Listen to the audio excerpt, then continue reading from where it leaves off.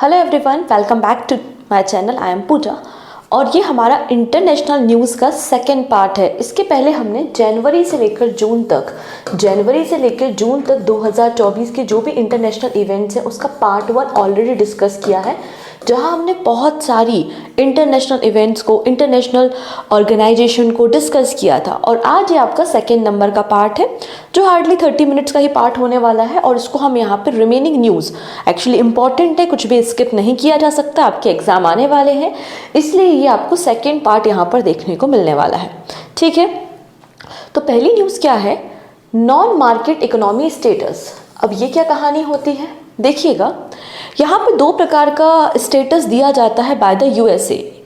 America अलग अलग countries को दो कैटेगरी में रखता है, एक है मार्केट इकोनॉमी और एक है नॉन मार्केट इकोनॉमी। ठीक है, तो न्यूज़ में क्यों है, Vietnam has been pushing the president USA to the quickly change its non market economy classification to the market economy status.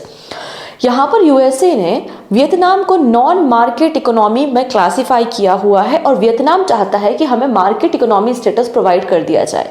Non market economy वो कंट्रीज़ होती है जहाँ पे हर एक चीज़ में, ट्रेडिंग में वेजेस डिसाइड करने हैं, कोई नई पॉलिसी बनानी है, हर एक चीज़ में गवर्नमेंट का इंटरवेंशन बहुत ज़्यादा होता है, गवर्नमेंट का इंटरफेरेंस बहुत ज़्यादा होता है, कंपनी फ्रीली काम नहीं कर पाती। ठीक है, फॉर एग्जाम्पल चाइना इसका one of the best example है कि हर एक चीज़ में आपको गवर्नमेंट का इंटरफेरेंस देखने को मिलता है। So non-market economy is those where government intervention is very high and it's control prices, cost of production, currency rate, wages to the worker and other parameter. Example इसका चाइना है, and China में बहुत बड़ा investment किसका है, Vietnam में बहुत बड़ा इन्वेस्टमेंट किसका है, चाइना का है। और हम सभी को पता है कि वियतनाम और यूएसए के बहुत अच्छे रिलेशन है, बट स्टिल बिकॉज यहाँ पर वियतनाम को अगर मार्केट इकोनॉमी स्टेटस प्रोवाइड किया गया तो उसका फ़ायदा डायरेक्टली एंड इनडायरेक्टली होगा किसको, चाइना को, क्योंकि मैक्सिमम यहाँ पर जो इंडस्ट्रीज़ आपको देखने को मिलती है वियतनाम में वो चाइना की ही है, चाइना की मैन्युफैक्चरिंग फैसिलिटीज़ आपको देखने को मिल जाएंगी। The USA designate a country as a non-market economy based on the several factors. The non-market economy label allow the US to impose anti-dumping duty on the goods. यहाँ पर जो non market economy जैसे कि China के product पे America anti dumping duty भी लगा सकता है। और मार्केट इकोनॉमी मतलब ये हो गया कि यहाँ पे गवर्नमेंट का हर कहीं पे इंटरवेंशन नहीं है, इसमें आपको कोई भी एक्स्ट्रा ड्यूटीज़ वगैरह पे नहीं करनी पड़ती। नेक्स्ट है, European Union adopts first law against violence towards women. तो महिलाओं के खिलाफ जो हिंसा होती है, ठीक है, महिलाओं के साथ जो हिंसा होती है उसके खिलाफ बिल पास करने वाला पहला कौन बन गया है, यूरोपियन यूनियन बन गया है। और यूरोपियन यूनियन में आप सभी को पता है कि 27 मेंबर स्टेट होते हैं। The legislation include major against force marriage, female genital mutilation and the cyber violence, ये सभी चीज़ें इसमें शामिल हैं। और इसके अंदर ये जो भी ऑफेंस किए जाते हैं, ज़बरदस्ती शादी हो रही है या उनके साथ ज़बरदस्ती की जा रही है, चाहे वो साइबर फ्रॉड ही क्यों ना हो, इस केस में इम्प्रिजनमेंट मतलब जेल का प्रोविजन है, जिसकी रेंज 1 ईयर से लेकर 5 ईयर तक है, डिपेंड करता है कि आपने किस तरीके का क्राइम किया हुआ है। नेक्स्ट है, Venezuela become first country to lose all glaciers. यहाँ पर आप देखेंगे लगातार ग्रीन हाउस गैसेस के कारण, ग्लोबल वार्मिंग के कारण ग्लेशियर मेल्ट होते जा रहे हैं। ठीक है, और वेनेजुएला पहली ऐसी कंट्री बन गई जिसके पास जितने भी ग्लेशियर थे वो सारे के सारे खत्म हो गए। First modern country to lose all of its glacier which is a huge change in the environment. Researchers का कहना है यहाँ पे जो हम्बोल्ट ग्लेशियर था, याद रखेंगे किस ग्लेशियर के बारे में बात हो रही है, बहुत ही शानदार सा आपका स्टैटिक क्वेश्चन बनता है कि हम्बोल्ट ग्लेशियर कहाँ पर है, तो आंसर हो जाएगा वेनेजुएला में था। ठीक है, हम्बोल्ट ग्लेशियर जो कि एंडीज पर्वतमाला का हिस्सा था, लगातार डिक्लाइन होते होते, मेल्ट होते होते अब इसका एरिया ना 2 हेक्टेयर से कम हो गया है। और 2 हेक्टेयर से कम हो गया है तो इसको हमने क्या कर दिया, इसको ग्लेशियर नहीं, इसको आइस फील्ड बोल रहे हैं। तो अब कोई भी ग्लेशियर वेनेजुएला में आपको देखने को नहीं मिलेगा। World highest competitive swimming pool open in the Bhutan. तो रिसेंटली भूटान में दुनिया का हाईएस्ट स्विमिंग पूल ओपन किया गया है थिम्पू में। ठीक है, किसने किया है, world aquatic and Bhutan aquatic federation ने इसको ओपन किया है। ये वर्ल्ड का हाईएस्ट स्विमिंग पूल है जो कि 8,200 फीट की हाइट पर इसको बनाया गया है और इस तरीके से रेडी किया गया है कि फ्यूचर में नेशनल एंड इंटरनेशनल जो भी इवेंट होते हैं, एक्वेटिक स्पोर्ट्स होते हैं, वहाँ पे किए जा सकते हैं।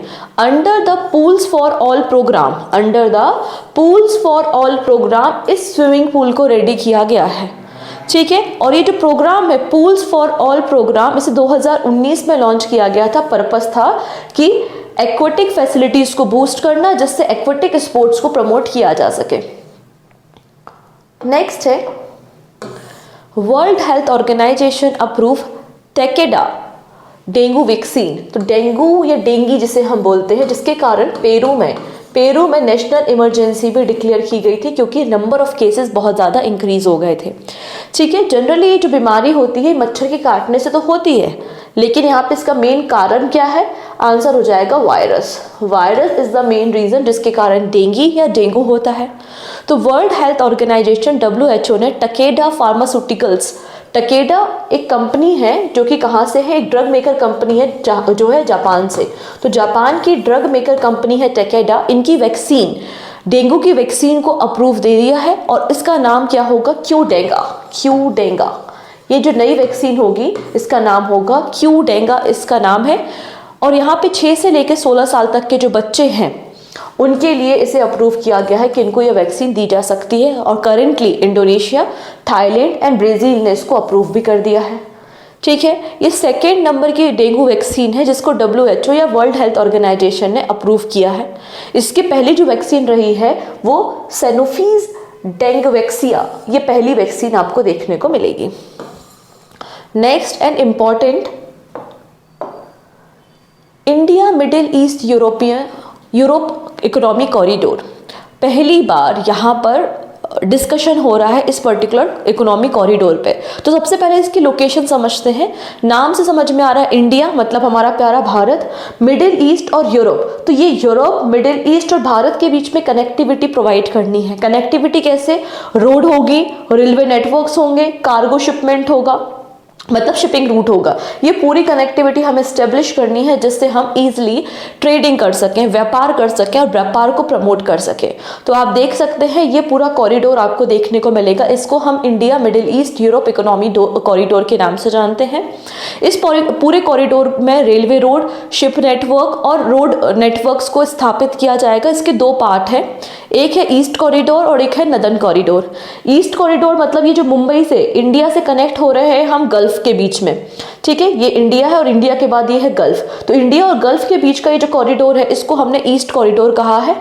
और फिर गल्फ कंट्री से यूरोप तक का जो कॉरिडोर है इसको हमने नदर्न कॉरिडोर कहा है, ठीक है। इसके अलावा इस कॉरिडोर में शिपिंग रूट और रेलवे के अलावा यहाँ पर हम ऑप्टिकल फाइबर केबल का नेटवर्क भी स्टेब्लिश करेंगे फॉर इंटरनेट कनेक्टिविटी एंड हम हाइड्रोजन पाइपलाइन को भी सेटअप करेंगे और इलेक्ट्रिसिटी केबल्स को भी यहाँ पर हम स्टेब्लिश या फिर इलेक्ट्रिकल जो केबल्स हैं उनको भी यहाँ पे बिछाने का काम करेंगे। ये है आपका पूरा का पूरा कॉरिडोर। न्यूज़ में क्यों है? An Indian delegation recently paid a visit to UAE for the first time to hold discussion with the key entities there on the India Middle East Europe Economic Corridor। तो पहली बार यहाँ पे discussion करने के लिए इंडियन डेलीगेट्स कहाँ पे पहुँचा था? UAE पहुँचा था, ठीक है। ये जो G20 समिट हुआ था उसमें 7 कंट्रीज ने इस एग्रीमेंट पे साइन किए थे और वो 7 कंट्रीज कौन कौन सी थी? India, US, Saudi Arabia, UAE, France, Germany and Italy. The corridor will provide a reliable and cost-effective cross-border ship-to-rail transit network, जिससे हम यहाँ पे easily आसानी से ट्रेडिंग कर पाएंगे, ठीक है। नेक्स्ट है एस्ट्राजेनेका's $1.5 billion investment in Singapore advancing cancer treatment. यहाँ पर एडवांस कैंसर ट्रीटमेंट और रिसर्च वर्क के लिए सिंगापुर में एक फैसिलिटी ओपन की जाएगी और जहाँ पर कैंसर ट्रीटमेंट के लिए रिसर्च करने के अलावा जो भी हमारे वैक्सीन या अदर ड्रग्स हैं उनकी मैन्युफैक्चरिंग करने का काम भी किया जाएगा, ठीक है। कहाँ पर? सिंगापुर में। और ये जो फैसिलिटी है वो सेटअप कौन करेगा? एस्ट्राजेनेका करेगा। एस्ट्राजेनेका ने इसके लिए $1.5 बिलियन इन्वेस्टमेंट करने की बात की है। ये वही एस्ट्राजेनेका है जिसने सीरम इंस्टीट्यूट के साथ मिलके आपका कोविशील्ड भी रेडी किया था, ठीक है। इतनी चीज़ें 2019 2029 तक ये मैन्युफैक्चरिंग फैसिलिटी रेडी हो जाएगी। एस्ट्राजेनेका का हेडक्वार्टर आपको यूके में देखने को मिल जाएगा। नेक्स्ट है स्टारलिंक प्रोग्राम।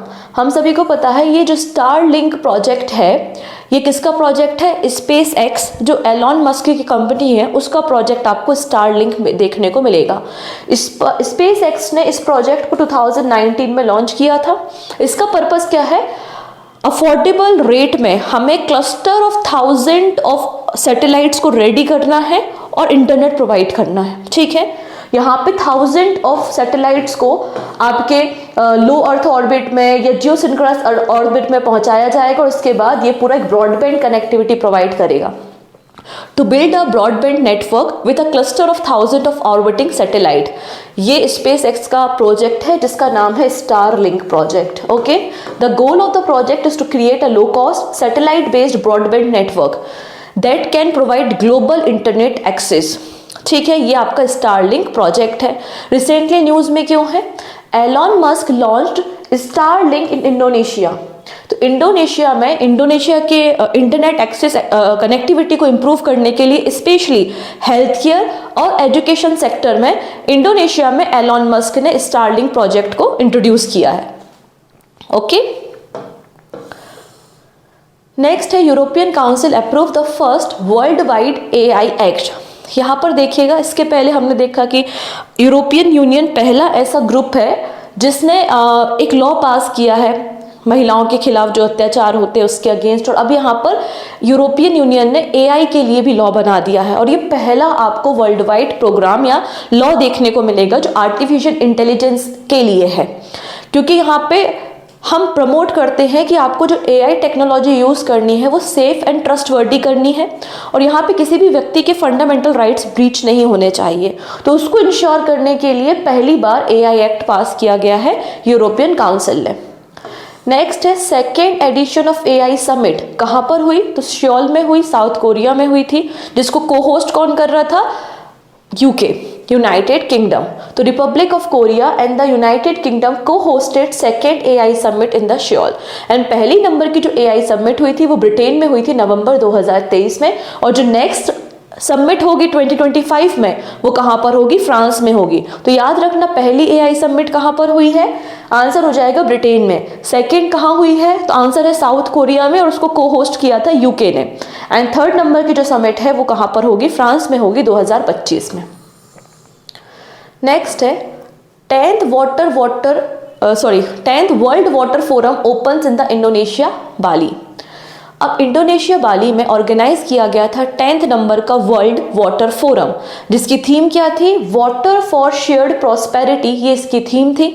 और यहाँ पे बेसिकली 4 इंपॉर्टेंट टॉपिक पर डिस्कशन किया गया कि वाटर कंजर्वेशन कैसे करना है, clean water and sanitation, food and energy security and mitigation of natural disaster. तो 4 इंपॉर्टेंट थीम्स पर या 4 इंपॉर्टेंट क्राइटेरिया पे ये 10th नंबर की जो वर्ल्ड वाटर फोरम इंडोनेशिया में हुई है इस पर डिस्कशन किया गया।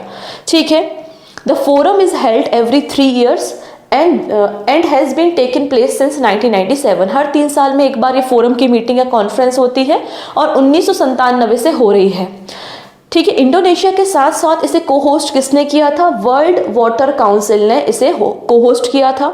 ठीक है, इंडोनेशिया ने होस्ट किया था और वर्ल्ड बैंक ने इसी मौके पर वाटर फॉर शेयर्ड प्रॉस्पेरिटी करके एक रिपोर्ट भी जारी की है। तो क्वेश्चन कैसा बनेगा कि water for shared prosperity report किसने लॉन्च की है इंडोनेशिया में? तो आंसर हो जाएगा आपका वर्ल्ड बैंक ने। ठीक है, नेक्स्ट यहाँ पर आया हुआ था साइक्लोन रेमल। साइक्लोन रेमल इस साल का पहला साइक्लोन था जो बे ऑफ बंगाल के रीजन में आया हुआ था, और ये रेमल नाम है वो किसने रखा है? ओमान ने नाम रखा था, जिसका मतलब होता है सैंड। अरेबिक में रेमल को कहते हैं रेत या सैंड। किसने नाम रखा है? ओमान ने नाम रखा है। कहाँ पर आया था? बे ऑफ बंगाल में आया था। तो ऑब्वियस सी बात है इंडिया एंड बांग्लादेश को इसने इफेक्ट किया होगा। ठीक, नेक्स्ट है Rajinikanth receive golden visa from UAE department of culture and tourism. हमने आपको पहले भी डिस्कशन किया था कि 2019 में 2019 में यूएई ने अपना एक नया प्रोग्राम लॉन्च किया था, एक नया सिस्टम लॉन्च किया था विच इज़ गोल्डन वीज़ा।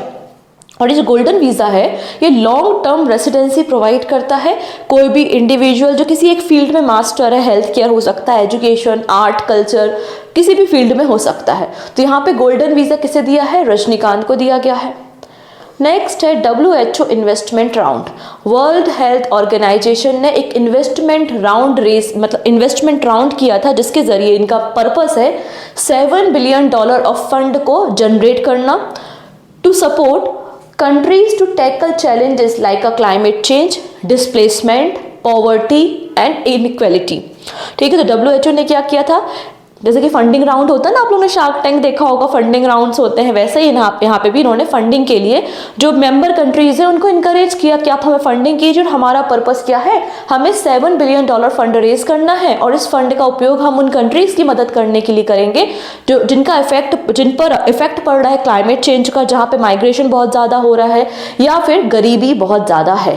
तो रिसेंटली जो 77th वर्ल्ड हेल्थ असेंबली की मीटिंग हुई थी जेनेवा में, ठीक है, जिसकी थीम क्या थी, all for health, health for all. तो याद रखेंगे 77 नंबर की वर्ल्ड हेल्थ असेंबली की मीटिंग कहाँ हुई?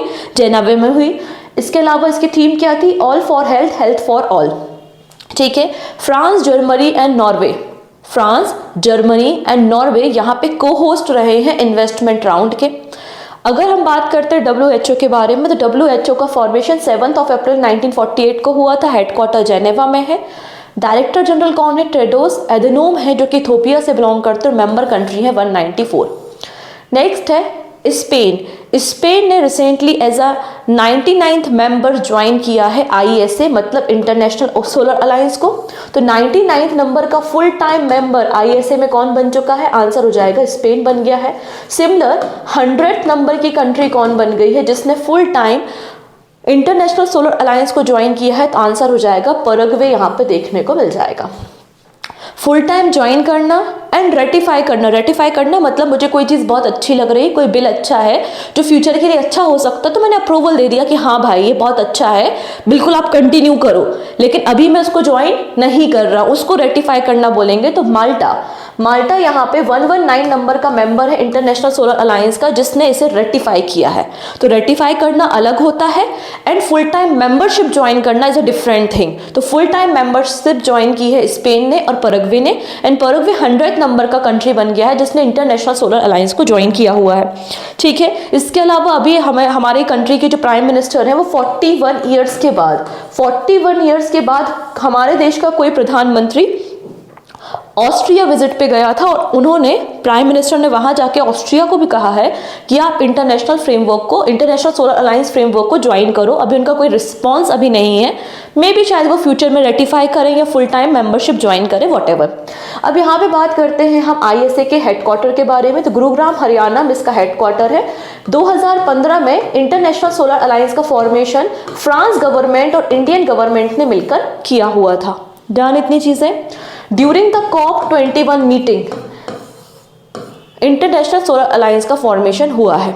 ठीक, नेक्स्ट है ड्रोन बॉल। तो ड्रोन बॉल यहाँ पे रेडी किया जा रहा है against Russia drone ball ready हो रही है, आप यहाँ पर देख सकते हैं। Norway, Finland, Estonia, Latvia, Lithuania and Poland, ये कुछ कंट्रीज दिख रही हैं आपको, 6 कंट्रीज। कौन कौन सी? एक तो बाल्टिक कंट्री है आपकी, एस्टोनिया, लातविया एंड लिथुआनिया, फिर पोलैंड, फिनलैंड एंड नॉर्वे।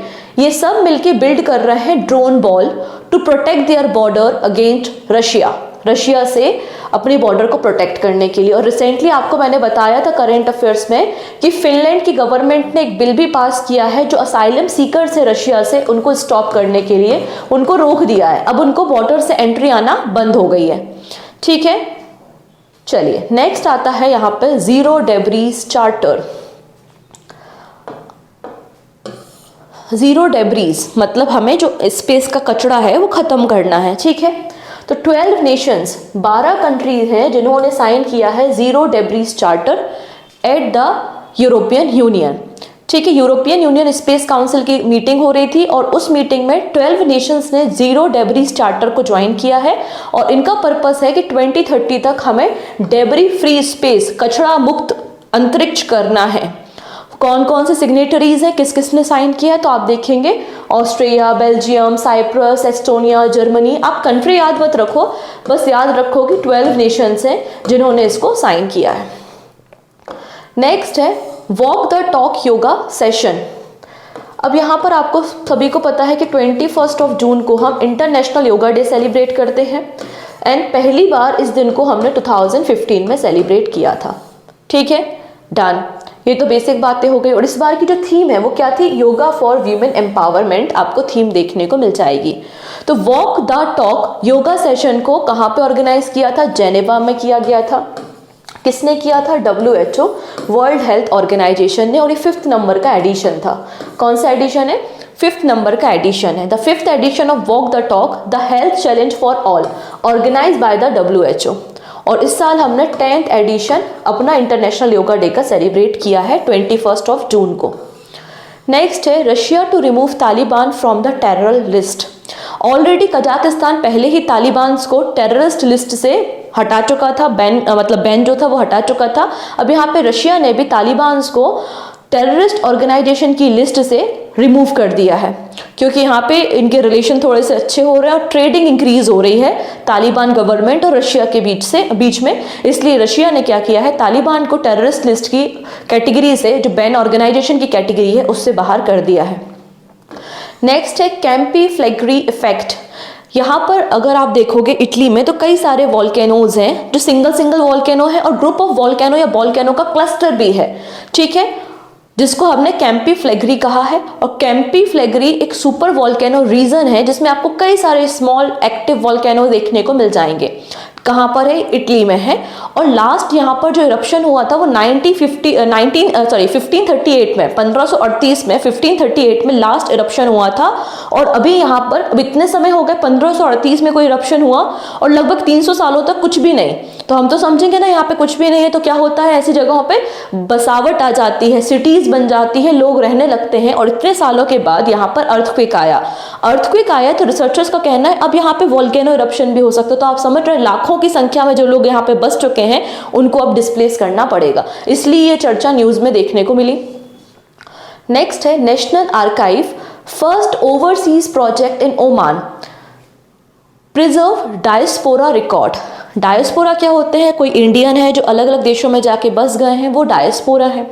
ठीक है, और यहाँ पर बहुत पहले ही से ही, ऐसा तो है नहीं कि आज से हमारे देश के लोग दूसरे देशों में जाके रह रहे हैं, पहले से भी जाते रहे हैं। तो यहाँ पर ओमान के साथ एक एग्रीमेंट साइन हुआ है, एक प्रोजेक्ट साइन किया है नेशनल आर्काइव ने। The Oman collection archival heritage of the Indian community in Oman. तो ओमान में जो इंडियन कम्युनिटी या डायस्पोरा थे उनके जो भी रिकॉर्ड हैं, पुराने समय की कोई पिक्चर रही होगी, कोई लेटर रहा होगा, कोई डॉक्यूमेंट रहा होगा, तो उसको बेसिकली डिजिटली फॉर्म में स्टोर किया जाएगा। ठीक है, in a collaborative efforts the Indian embassy in Muscat and the National Archive of India successfully complete a first of its kind project to archive historical document of the Indian diaspora in Oman। और ये हमारे national archive का पहला overseas venture है। Overseas venture मतलब पहली बार देश के बाहर किसी दूसरे कंट्री के हम जो यहाँ पे डॉक्यूमेंट है उनको प्रिजर्व करने का काम कर रहे हैं डिजिटली। लगभग 7000 डॉक्यूमेंट है जो इंग्लिश, अरेबिक, गुजराती, हिंदी में है। और जो सबसे ओल्डेस्ट यहाँ पे हमको डॉक्यूमेंट मिला है वो 1830 का है, 1838 का है। और इन सबको क्या किया जाएगा, डिजिटली कलेक्शन किया जाएगा और इसको अपलोड किया जाएगा अभिलेख पटल में, जिससे फ्यूचर में इसको एक्सेस कर सकते हैं, हम भी कर सकते हैं, आप भी कर सकते हैं, और कोई रिसर्चर्स जो रिसर्च वर्क करना चाहता है वो भी यहाँ पे कर सकता है। नेशनल आर्काइव ऑफ इंडिया के बारे में बात करते तो ये मिनिस्ट्री ऑफ कल्चर के अंदर काम करती है। इसका पर्पस क्या है, इसका पर्पस है हमारे जो पुराने रिकॉर्ड्स हैं उनको प्रिजर्व करना। 11 मार्च 1891 में इसको सेटअप किया गया था कोलकाता में, लेकिन 1911 में जब हमारी कैपिटल कोलकाता से दिल्ली ट्रांसफर हुई तो नेशनल आर्काइव को भी हमने कोलकाता से दिल्ली 1911 में ट्रांसफर कर दिया था। नेक्स्ट है अडानी पोर्ट टू मैनेज दर ए सलाम port of Tanzania for 30 years. तो दर ए सलाम पोर्ट आपको कहाँ पर मिलेगा, तंजानिया में मिलेगा। एंड तंजानिया में ये जो दर ए सलाम पोर्ट का कंटेनर टर्मिनल 2 है उसको 30 सालों तक ऑपरेट करने के लिए लीज पे किसने लिया है, अडानी ग्रुप ने लिया है। ठीक है, डन। इसके पहले आपको पता है 10 साल की हमने डील की थी चाबहार पोर्ट ईरान के साथ, और इंडियन गवर्नमेंट इसको भी ऑपरेट कर रही है। India first time takes over the chairmanship of the Colombo process for 24-26। तो जब से कोलंबो प्रोसेस की शुरुआत हुई है 2003 से, 2003 में इंसेप्शन हुआ था, एंड पहली बार इसकी चेयरमैनशिप किसके पास आई है? इंडिया के पास। तो 2024 से लेकर 2026 तक चेयरमैनशिप कोलंबो प्रोसेस के किसके पास होगी? इंडिया के पास होगी। अभी कोलंबो प्रोसेस क्या होता है? तो यहाँ पर इसके जो कंट्रीज हैं, बेसिकली साउथ ईस्टर्न कंट्रीज या साउथ ईस्टर्न एशियन मेंबर का एक ग्रुप है कोलंबो प्रोसेस, जहां पर डिस्कस करते हैं लीगल माइग्रेशन के बारे में, सेफ माइग्रेशन के बारे में, ये जो माइग्रेटेड पर्सन है उनके राइट्स के बारे में, उनके एम्प्लॉयमेंट के बारे में पॉलिसीज बनाना, उसको लीगलाइज करना, कि इलीगल माइग्रेशन को रोकना, इसके लिए पॉलिसी क्रिएट करने का काम किया जाता है कोलंबो प्रोसेस में। ठीक है। नेक्स्ट है UNAMI, मतलब UN assistant mission of Iraq. यहाँ पे आप लोगों ने यूएन पीस कीपिंग फोर्सेस के बारे में सुना होगा। जब भी किसी देश में सिविल वॉर की सिचुएशन होती है, इंटरनल डिस्टर्बेंस बहुत ज़्यादा होते हैं, पॉलिटिकल इनस्टेबिलिटी होती है, तो वहाँ पर यूएन पीस कीपिंग फोर्सेस को डिप्लॉय किया जाता है। तो वैसे ही कुछ हाल था कहाँ पर? इराक में। तो 2003 में जब इराक में पॉलिटिकल अनस्टेबिलिटी थी, तो यूएन सिक्योरिटी काउंसिल ने वोट करके UN mission in Iraq deploy किया था। तो यूएन मिशन इराक, इसे ही UNAMI कहा जाता है। नाउ ये समय आ चुका है कि गवर्नमेंट रिस्टोर हो चुकी है, अब कोई पॉलिटिकल अनस्टेबिलिटी नहीं है, और अब समय आ चुका है कि ये जो यूएन मिशन है इराक में, उसको वापस लाया जाए। और रिसेंटली एक रेजोल्यूशन पास भी कर दिया है और कहा है कि 31 दिसंबर 2025, 31 दिसंबर 2025 में हम अपने मिशन को वापस इराक से लेकर आ जाएंगे। नेक्स्ट इंपॉर्टेंट है, ध्यान से समझेंगे ये वाला news. India, US, Japan, south Korea and European union launch biopharmaceutical alliance. तो बायोफार्मास्यूटिकल अलायंस किसने फॉर्म की है? आंसर हो जाएगा India, US, Japan, south Korea और यूरोपियन यूनियन ने मिलकर इसे लॉन्च किया है। ठीक है। अभी जो बायो इंटरनेशनल कन्वेंशन हुआ था, उस समय फार्मास्यूटिकल अलायंस को अनाउंस किया गया है। इसमें क्या किया जाएगा?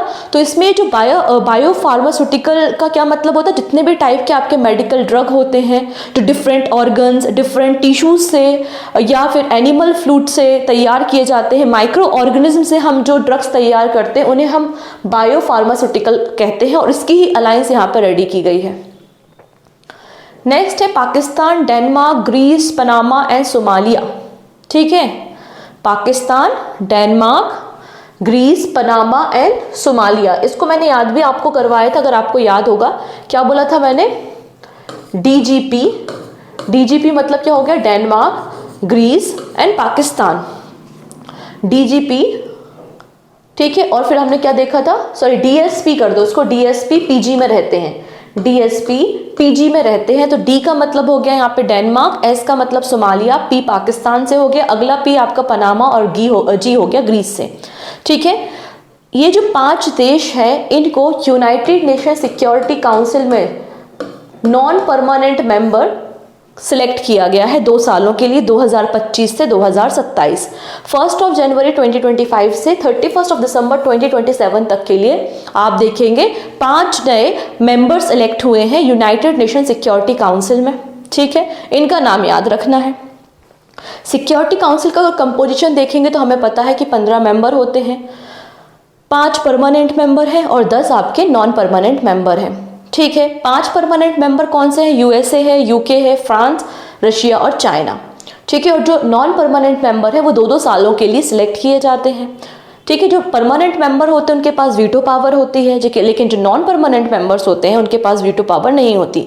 फॉर एग्जाम्पल, अभी पैलेस्तीन ने कहा था कि हमें यूनाइटेड नेशन का परमानेंट मेंबर बनना है। I am not talking about security council, United nation general assembly जिसमें 193 मेंबर्स है ना, तो 194th नंबर का हमें मेंबर बनना है, पैलेस्तीन ने कहा। यूनाइटेड नेशन जनरल असेंबली ने रेजोल्यूशन पास कर दिया, लेकिन यूएसए यूएनएससी का मेंबर है और उसके पास वीटो पावर है। तो यूएसए ने वीटो पावर यूज की अगेंस्ट पैलेस्तीन और कहा कि नहीं, हम आपको परमिशन नहीं देते। तो ये पूरा मामला हो जाता, तो वीटो पावर देखने को मिलती है। यूएनएससी के जो आपका सेक्रेटरी जनरल है वो कौन है? एंटोनियो गुटेरेस है, हेडक्वार्टर यूएसए में है। 24 अक्टूबर 1945 में इसका फॉर्मेशन हुआ था और इंडिया अभी तक 8 बार 8 टाइम यूएनएससी का नॉन परमानेंट मेंबर बन चुका है। ठीक है, नेक्स्ट है नेचर अफ्रीका इनिशिएटिव। तो यूरोपियन कमीशन का एक इनिशिएटिव था जिसका नाम है नेचर अफ्रीका इनिशिएटिव। ठीक है, ईस्ट अफ्रीकन जो कंट्रीज हैं और तो ईस्ट अफ्रीकन कंट्रीज को 18 मिलियन यूरो देने की बात की थी और इस 18 मिलियन यूरो का इस्तेमाल डेवलपमेंट करने में, बायोडाइवर्सिटी को कंजर्व करने के लिए, जॉब को क्रिएट करने के लिए और एक प्रॉपर इकोसिस्टम को क्रिएट करने के लिए फंड दिया जाएगा। लेकिन अपने इस प्रोग्राम से तंजानिया को बाहर कर दिया है रिसेंटली। ठीक है, नेक्स्ट है Portugal to use golden visa scheme to help migrant. यहाँ पे पोर्चुगल ने गोल्डन वीजा स्कीम को लॉन्च किया है। इसका पर्पस है कि जो वेल्दी फॉरेनर्स हैं उनको अट्रैक्ट करना, जिनके पास पैसा है वो आइए पोर्चुगल में, आइए पैसा लेकर आइए और पोर्चुगल में आप क्या करो, पुर्तगाल में आके इन्वेस्ट करो। आप इन्वेस्ट करोगे तो हम आपको लॉन्ग टर्म रेसिडेंसी वीजा देंगे, यही आपका गोल्डन वीजा है। यहाँ पे पुर्तगाल का कहना है कि इससे हम लगभग 7.3 बिलियन यूरो ऑफ फंड हम जनरेट कर चुके हैं जब से हमने इसको लॉन्च किया है। कैपिटल लिस्बन आपको देखने को मिल जाएगी। नेक्स्ट है list of Shem. United nation has included Israel and Hamas in its annual list of Shem, part of the report documenting violation against children in the arm conflict. जब कोई arm conflict होता है तो उसमें इस बात को इंश्योर किया जाता है, चाहे वो वॉर की सिचुएशन हो या कुछ भी हो, वॉर के भी नियम कानून होते हैं कि जो सिविलियंस हैं, आम जनता है, उसकी जान नहीं जाना चाहिए। स्पेशली जो बच्चे और महिलाएं हैं उनको विशेष तौर पे ध्यान रखा जाता है। तो यहाँ पे जो इजराइल और हमास की वॉर चल रही है इसमें बच्चों पे काफ़ी ज़्यादा वायलेंस हुआ है, इसलिए यहाँ पे लिस्ट ऑफ शेम में शामिल किया गया है इजराइल को और हमास को। पहली बार ऐसा हो रहा है कि कोई डेमोक्रेटिक कंट्री है जिसको लिस्ट ऑफ शेम में इंक्लूड किया गया है, विच इज़ इजराइल। ठीक है, ऑलरेडी अगर आप देखो कि जो बोको हरम है, Afghanistan, Iraq, Myanmar, Somalia, Yemen, Syria, ये भी कुछ कंट्रीज हैं जो लिस्ट ऑफ शेम में ऑलरेडी इंक्लूड की जा चुकी हैं। Peru and Slovakia sign the Artemis accord for the peaceful moon exploration.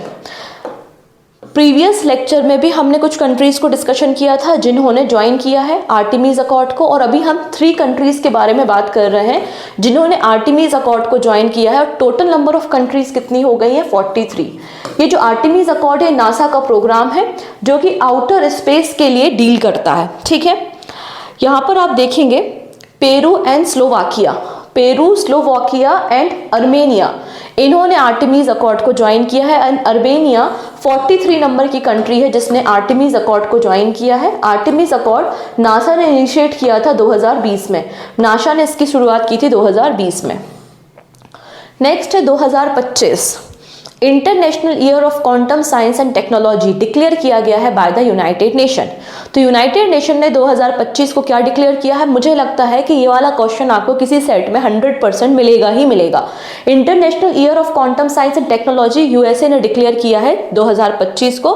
Purpose क्या है? Wants to increase public awareness about the importance of quantum science and encourage young people to study it. ठीक है, जिससे quantum science में लोगों का रुझान बढ़े और लोग इसकी स्टडी करें, इसलिए 2025 को international Year of quantum science and technology launch किया है। अब हमारे देश में भी अगर हम देखते हैं कि 14 अप्रैल 14 अप्रैल को क्या है? बाबा साहब अंबेडकर की जयंती होती है, तो 14 अप्रैल को हम वर्ल्ड क्वांटम डे भी सेलिब्रेट करते हैं। ठीक है, ये भी आपको याद रखना है। चलिए, नेक्स्ट है Armenia to leave Russia led security bloc. यहाँ पर देखेंगे एक ग्रुप है जिसका नाम है CSTO। CSTO का मतलब है कलेक्टिव सिक्योरिटी ट्रीटी ऑर्गेनाइजेशन। ठीक है, इसमें आपको कई सारी कंट्रीज देखने को मिलती हैं जैसे कि Armenia, Russia, Kazakhstan, Kyrgyzstan, Uzbekistan, Tajikistan. यहाँ पे रशिया के ऊपर चार्जेस लगाए हैं किसने? अर्मेनिया ने, कि रशिया बाकी सारे देशों के साथ मिलकर अजरबैजान को सपोर्ट कर रहा है और मेरे अगेंस्ट ये वॉर कर सकता है। तो अर्मेनिया ने क्या किया? डिसाइड किया है कि हम कलेक्टिव सिक्योरिटी ट्रीटी ब्लॉक को एग्जिट कर देंगे, छोड़ देंगे। ठीक है, ये बात यहाँ पर कही गई है। CSTO का फॉर्मेशन 15 मई 1992 को हुआ था। हेडक्वार्टर इसका मॉस्को में देखने को मिल जाएगा। नेक्स्ट है WHO recognise third Indian institute for traditional medicine research. देखिएगा यहाँ पर एक प्रोग्राम चल रहा है WHO का। WHO क्या चाहता है कि हमारे जितने भी ट्रेडिशनल नॉलेजेस हैं या ट्रेडिशनल मेडिसिन है उनका पूरा डेटाबेस रेडी किया जाए, ठीक है। और इसके लिए ऑब्वियसली बात है आपको कुछ इंस्टीट्यूट को हायर करना पड़ेगा या कुछ इंस्टीट्यूट को रिकॉग्नाइज करना पड़ेगा जो आपकी मदद करे हमारा जो आयुर्वेदा, सिद्धा, यूनानी का नॉलेज है उसको प्रिजर्व करने के लिए, ऐसे ड्रग्स का एक डेटाबेस रेडी करने के लिए। तो यहाँ पर आप देखेंगे वर्ल्ड हेल्थ ऑर्गेनाइजेशन ने recently national institute of India medical heritage Hyderabad को अपना सेंटर की तरह रिकॉग्नाइज किया है। किसके लिए? Fundamental and literary research in the traditional medicine, ठीक है। इसे 4 साल के लिए रिकॉग्नाइज किया गया है और जून 2024 से स्टार्ट हो गया है। इसके पहले 2 और इंस्टीट्यूट थे जिसको रिकॉग्नाइज किया गया था। कौन कौन से इंस्टीट्यूट है? तो institute for teaching and research in Ayurveda Jamnagar and Morarji Desai national institute of yoga new Delhi, और 3rd नंबर का इंस्टीट्यूट आपको हैदराबाद में मिल गया है, ठीक है। इतनी चीज़ें। अगर हम NIMH मतलब national institute of Indian medical heritage के बारे में बात करें तो इसकी स्थापना 1956 में हुई थी, ठीक है। मिनिस्ट्री ऑफ आयुष के अंदर काम करने वाली एक संस्था है और हैदराबाद तेलंगाना में इसका हेडक्वार्टर आपको मिल जाएगा। Ukraine launch world first unmanned system force मतलब ड्रोन फोर्स। अनमेन्ड सिस्टम क्या होता है? जिसमें ह्यूमन बैठकर ऑपरेट नहीं कर रहा है ना, वो आपका ड्रोन है। तो यहाँ पर यूक्रेन ने वर्ल्ड की पहली stand alone military branch solely dedicated to the unmanned system इसे लॉन्च किया है जिसका नाम है अनमेन्ड सिस्टम फोर्स, ठीक है। डन। तो बस इतना ही आपको इसमें याद रखना है। इसका पर्पस होगा enhance capabilities in unmanned and robotic warfare across air, sea and ground domain. Ukraine की कैपिटल कीव है, ठीक है। प्रेसिडेंट कौन है? व्लादिमीर जेलेंस्की आपको देखने को मिल जाएंगे।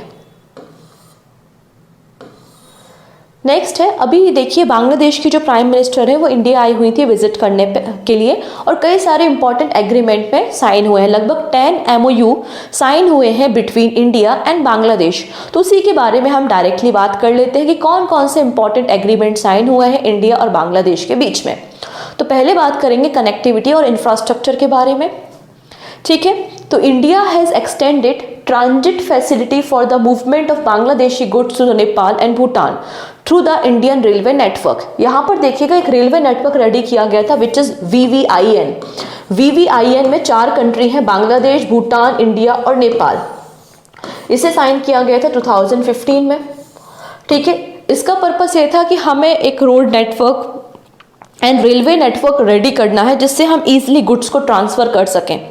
तो इंडियन रेलवे का जो नेटवर्क है, ये इंडियन रेलवे की जो फैसिलिटी है उसको बांग्लादेशी गुड्स को ट्रांसपोर्ट करने में किया जाएगा नेपाल और भूटान में। ये एग्रीमेंट पहली चीज़ तो साइन किया गया है। दूसरा है एक नई ट्रेन सर्विस लॉन्च की जाएगी। एक नई ट्रेन सर्विस को इंट्रोड्यूस किया जाएगा राजशाही एंड कोलकाता के बीच में और ये दोनों कंट्रीज़ को आपस में कनेक्ट करेगी। नई बस सर्विस को भी लॉन्च किया जाएगा जो कि Chittagong of Bangladesh and Kolkata West Bengal को कनेक्ट करेगा। इसके अलावा यहाँ हम क्या कर रहे हैं, 40 megawatt of power, 40 megawatt of power Nepal से हम इसको ग्रिड के जरिए कहाँ पर ट्रांसफर करेंगे? बांग्लादेश में। और वो ग्रिड किसकी होगी? इंडिया की ग्रिड होगी, ठीक है। अब ट्रेडिंग पे भी एग्रीमेंट हुआ है। हम यहाँ पर 2 स्पेशल इकोनॉमी जोन रेडी करेंगे, ठीक है। कहाँ पर? मोगला। अच्छा, मोगला पोर्ट भी न्यूज़ में था। मोगला पोर्ट आपको बांग्लादेश में देखने को मिलेगा और इसको भी ऑपरेट करने की बात इंडियन गवर्नमेंट कर रहा है। सो मोगला एंड मिर्साराई, इनको यहाँ पर स्पेशल इकोनॉमिक जोन बनाया जाएगा। रिवर वाटर शेयरिंग, इंडिया और बांग्लादेश के बीच में 54 रिवर्स देखने को मिलती हैं जो एक दूसरे के साथ हम लोग वाटर शेयर करते हैं, जैसे कि गंगा रिवर है। सो गंगा रिवर आपको पता है कि या ब्रह्मपुत्र रिवर है, ये सब इंडिया से होते हुए कहाँ जाती हैं? बांग्लादेश में जाती हैं। जैसे कि इंडस वाटर ट्रीटी है, सिंधु नदी पाकिस्तान में जाती है, तो उनके साथ भी हमारा एग्रीमेंट है ना, किस तरीके से पानी का उपयोग हमें करना है, कौन किस नदी पे हाइड्रो पावर प्लांट्स लगाएगा एक्सेट्रा। तो वैसे यहाँ पे 54 नदियाँ हैं जो कि इंडिया और बांग्लादेश के बीच में है, ठीक है। तो यहाँ पे जो रिवर वाटर शेयरिंग है इसके लिए भी कमेटी बनाई जाएगी। कब? यहाँ पे नई कमेटी बनाई जाएगी क्योंकि अभी जो एग्जिस्टिंग आपकी गाइडलाइंस है वो 2026 तक वैलिड है। अदर एग्रीमेंट क्या किए गए हैं? यहाँ पर NPCI national payment corporation of India Bangladesh में लॉन्च करेगा UPI को। इंडियन गवर्नमेंट 350 पुलिस ऑफिसर्स को ट्रेन करेंगे, बांग्लादेश के 350 पुलिस ऑफिसर को हम ट्रेन करेंगे। इसके अलावा इंडिया छोटे छोटे बांग्लादेश के सैटेलाइट को भी लॉन्च करेगा, ये बात भी यहाँ पे कही गई है। और यहाँ इंडिया एक नया assistant high commissioner office setup करेगा, कहाँ पे, रंगपुर बांग्लादेश में। तो ये सारे एग्रीमेंट साइन हुए हैं इंडिया और बांग्लादेश के बीच में। नेक्स्ट है ड्राफ्ट, एक अप्रूवल दिया है रशिया ने एक ड्राफ्ट को, reciprocal exchange of logistic agreement. बहुत लंबे समय से ये नेगोशिएशन चल रहा था, बहुत समय से ये पेंडिंग था। फाइनली रशिया ने reciprocal exchange of logistic agreement draft को अप्रूवल दे दिया है। अभी ड्राफ्ट क्या है, इंडिया और रशिया के बीच का जो मिलिट्री कॉपरेशन है उसको इंक्रीज करेगा, मतलब एक दूसरे देशों को या एक दूसरे की मिलिट्री को लॉजिस्टिक सपोर्ट प्रोवाइड करेंगे, ज्वाइंट ऑपरेशन करेंगे। फॉर एग्जाम्पल पीस का समय है या वॉर का समय है और हमारी जो आर्मी है वो किसी मुसीबत में है तो रशिया हमारी मदद करेगा। सिंपल सा ये बात है यहाँ पर इस एग्रीमेंट का। क्लियर हो रही है? डन। अगर हम दोनों देशों के बारे में बात करें तो डिफेंस और सिक्योरिटी रिलेशन हमारे कैसे, तो काफी अच्छे हैं, आप सभी को पता है। According to the SIPRI report India सबसे बड़ा इंपोर्टर है आर्म्स का या वेपन्स का, जो हम रशिया से इंपोर्ट करते हैं। लगभग हमारे टोटल इंपोर्ट का 40 to 50% हम रशिया से तो इंपोर्ट करते हैं। इंडिया एंड रशिया के बीच में एक्सरसाइज इंद्र भी होती है। हमारे कुछ जॉइंट वेंचर्स भी हैं, जैसे कि ब्रह्मोस मिसाइल, फिलीपींस खरीद रहा है हमारी BrahMos missile. 5th generation fighter jet programme Sukhoi, ये सब हमारे इंडिया और रशिया के जॉइंट प्रोग्राम्स है। इसके अलावा हमारे जो ऑलरेडी एग्जिस्टिंग प्रोग्राम्स है उसके भी कुछ हार्डवेयर, कुछ पार्ट्स हमने यहाँ पे लीज पे लिए हैं या परचेज किए हैं रशिया से, जैसे कि S400, T90S, INS Vikramaditya, AK203 rifle etcetera. Next है Bajaj auto inaugurated its first overseas manufacturing facility in Brazil. तो बजाज ऑटो अपना पहला मैन्युफैक्चरिंग प्लांट सेटअप करेगा भारत के बाहर, कहाँ पर, ब्राजील में। ये अनाउंसमेंट इन्होंने किया है। बजाज ऑटो का हेडक्वार्टर पुणे में है। इसकी स्थापना 29 नवंबर 1945 को हुई थी एंड जमनालाल बजाज इसके फाउंडर है। जमनालाल बजाज इसके फाउंडर मिल जाएंगे। एंड लास्ट न्यूज है Denmark. So Denmark set to impose world first carbon tax on the gassy cattle। यहाँ पर जो कई सारे ऐसे कैटल्स होते हैं जैसे कि काऊ है, बुफेलोज हैं, कैमल्स हैं, तो यहाँ पर ये लोग क्या करते हैं, मीथेन गैस को रिलीज करते हैं। ठीक है, और मीथेन गैस एक ग्रीन हाउस गैस है जो कि ग्लोबल वार्मिंग के लिए भी रिस्पॉन्सिबल है। तो यहाँ पे डेनमार्क पहली कंट्री ऐसा बनने जा रहा है जो कि फार्मर्स पर, अगर आपके पास ये कैटल्स हैं जो गैसी कैटल्स हैं, अगर आपके पास वो कैटल्स है तो आपको कार्बन टैक्स देना पड़ेगा। ऐसा प्लान कर रहा है डेनमार्क और ऐसा करने वाला ये पहला देश बन जाएगा। Denmark is set to become the first country to impose a carbon tax on the livestock emission. और यहाँ पर फार्मर्स को ये टैक्स देना पड़ेगा। कब से स्टार्ट होगा, 2030 से ये स्टार्ट होगा, क्योंकि इनका पर्पस है कि हमें 2030 तक 70% रिडक्शन करना है ग्रीन हाउस गैसेस में। तो डेनमार्क ऐसा कर रहा है। ठीक, कुछ शॉर्ट न्यूज देखेंगे, जैसे कि G7 कंट्रीज की मीटिंग हुई थी। हमारे प्राइम मिनिस्टर को भी इनवाइट किया गया था, इटली ने होस्ट किया था, करेक्ट है। तो G7 कंट्रीज एग्री हुई हैं कि हम कोल पावर का जो यूज करते हैं उसको हम एंड कर देंगे बाय द 2035, मतलब पूरी तरीके से हम रिन्यूएबल एनर्जी के डायरेक्शन में काम करेंगे। नेक्स्ट है स्लोवेनिया यहाँ पे लेटेस्ट यूरोपियन कंट्री बन गई है जिसने पैलेस्टीन को एज अ स्टेट या as a separate country recognise किया हुआ है। ठीक है, फिर रशिया के एक कॉस्मोनॉट है जिनका नाम है ओलेग कोनेनेको। ये पहले ऐसे पर्सन बन गए हैं जिन्होंने 1000 डेज से ज़्यादा स्पेस में स्पेंड किए हैं। यूएस ने केन्या को as a non NATO ally designate किया है जो कि हेल्प करेगा डिफेंस और सिक्योरिटी कॉपरेशन में। फिर सरयू नदी, हमारा सरयू नदी जो कि उत्तर प्रदेश के अयोध्या में बहती है सरयू नदी। तो सरयू नदी का पानी ले जाया गया है, भेजा गया है कहाँ पे, श्रीलंका में, सीता अम्मा या सीता माता के टेम्पल को उद्घाटन करने के लिए, अभिषेक करने के लिए सरयू नदी का पानी भेजा गया है। ठीक है, नेक्स्ट है नेपाल के हैं कौन, कामी रीता, और ये माउंट एवरेस्ट पे इन्होंने 30 बार समिट की है, 30 टाइम, और वर्ल्ड रिकॉर्ड बनाया हुआ है। G7 ने ये भी कमिट किया है कि हम कोल का जो कोल पावर है वो तो हम खत्म कर ही देंगे 2035 तक, और हम नेट जीरो एमिशन भी करेंगे 2050 तक।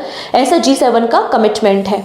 फिर एक वॉल्केनो है जिसका नाम है वॉल्केनो या माउंट इबू। माउंट इबू में वॉल्केनो इरप्शन हुआ था इंडोनेशिया में। कहाँ पर है माउंट इबू, तो आंसर हो जाएगा इंडोनेशिया में, आपको मिल जाएगा। ठीक है। Recently international conference on nuclear security Vienna में ऑर्गेनाइज की गई थी, जिसको को चेयर कर रहा था कजाकिस्तान एंड ऑस्ट्रिया, जिसमें 130 से ज़्यादा कंट्रीज ने पार्टिसिपेट किया। पेरू ने यहाँ पे डेंगू के कारण हेल्थ इमरजेंसी डिक्लेयर की थी, जैसा कि हमने डिस्कशन किया है। ठीक है। माउंट रुआंग, ये भी आपको देखने को मिलेगा इंडोनेशिया में, जिसमें रिसेंटली वॉल्केनो इरप्शन हुआ है। ठीक है। नेक्स्ट है वर्ल्ड टेलीकम्युनिकेशन स्टैंडर्डाइजेशन असेंबली की मीटिंग इंडिया होस्ट करेगा अक्टूबर में। नेपाल ने पोखरा को टूरिज्म कैपिटल डिक्लेयर किया है, तो नेपाल की टूरिज्म कैपिटल क्या है? पोखरा आपको देखने को मिल जाएगा। ठीक है, कोई दिक्कत नहीं। फिर है जापानीज ऑटोमेकर टोयोटा मोटर, तो टोयोटा मोटर आपको पूरा वर्ल्ड रिकॉर्ड बनाया है और टॉप सेलिंग कंपनी बन गई है वर्ल्ड की, जिसने व्हीकल्स को यहाँ पे सेल किया है। कितना? 11.2 मिलियन व्हीकल्स को इन्होंने 2023 में बेचने का काम किया है। नेक्स्ट है prime minister Narendra Modi and the Sheikh Mohammed bin Rashid Al Maktoum, जो कि vice president and prime minister and the ruler of Dubai. इन्होंने एक फाउंडेशन स्टोन रखा है भारत मार्ट का, तो दुबई में भारत मार्ट का फाउंडेशन स्टोन रखा है। ये भारत मार्ट क्या करेगा? एक प्लेटफॉर्म प्रोवाइड करेगा हमारे एमएसएमई को इंटरनेशनल मार्केट और गल्फ मार्केट में एंट्री मिलेगी यूजिंग द भारत मार्ट। ठीक है। फिर ग्रीस ने यहाँ पे सेम सेक्स मैरिज को लीगलाइज करा है। ठीक है। नेक्स्ट है साइबर क्राइम रिपोर्ट के अकॉर्डिंगली इंडिया 80th पोजीशन पे आता है साइबर क्राइम के मामले में। Mobile World Congress 2024 is being organise in the Barcelona Spain, तो बार्सिलोना स्पेन में आपको मोबाइल वर्ल्ड कांग्रेस की मीटिंग देखने को मिलेगी। एल बेरो यहाँ पे जो साइक्लोन है, इसने किसको हिट किया था? तो मेडागास्कर को हिट किया था। अब इजराइल क्या कर रहा है? इजराइल लक्षद्वीप में इन्वेस्टमेंट कर रहा है और लक्षद्वीप के टूरिज्म को बूस्ट तो करेगा ही करेगा, एंड लक्षद्वीप में डिसैलिनेशन प्रोग्राम को लॉन्च कर रहा है, जहां पे हम सॉल्टी वाटर को प्योर वाटर या स्वीट वाटर में, पीने लायक पानी में कन्वर्ट करेंगे। नेक्स्ट है ग्लोबल इन्वेस्टर मीट 2024। ठीक है। तो ग्लोबल इन्वेस्टर मीट में डेनमार्क ने ग्रीन फ्यूल अलायंस को लॉन्च किया है। Green fuel alliance India, Denmark की मदद से इसको लॉन्च किया गया है। ठीक है। नेक्स्ट है श्रीलंका में आईआईटी मद्रास का नया कैंपस सेटअप किया जाएगा कैंडी में। ठीक। इंडिया ने रिसेंटली 40,000 लीटर ऑफ मैलाथियोन पेस्टिसाइड्स को अफगानिस्तान भेजा है चाबहार पोर्ट के जरिए, जिससे जो आपका टिड्डी इफेक्ट होता है या टिड्डियों का जो हमला है, लोकस्ट थ्रेट है, उसको रिड्यूस कर सके। ठीक है। साउथ कोरिया की पार्लियामेंट ने एक बिल पास किया है कि ये सेल ऑफ डॉग मीट, तो जो कुत्तों का मीट होता है उसकी सेल को बैन कर देंगे। ठीक है। वर्ल्ड की पहली malaria vaccine programme for children किसने लॉन्च की है? कैमरून ने लॉन्च की है, और WHO ने यहाँ पे मॉस्क्यूरियस करके एक वैक्सीन है मलेरिया की, जिसको अप्रूवल दिया हुआ है। डन। तो ये हो गए आपके सारे के सारे इंटरनेशनल न्यूज़, और हमने 2 पार्ट्स में कवर किए हैं। पहला पार्ट आप देख लेना और ये दूसरा पार्ट है, और कल आपको ई बुक या मैगजीन भी मिल जाएगी, तो आप इजीली पूरा 6 मंथ का डिफरेंट जो कंपाइलेशन है आप पढ़ सकते हो आपके आने वाले एग्जाम के लिए। आई होप आपको पसंद आया होगा वीडियो। अगर यस, तो लिंक को शेयर कर सकते हैं अपने फ्रेंड्स के साथ। पहली बार आ रहे हैं तो चैनल को सब्सक्राइब कर लेंगे, जिससे अपकमिंग क्लासेस का नोटिफिकेशन आपको मिल सके।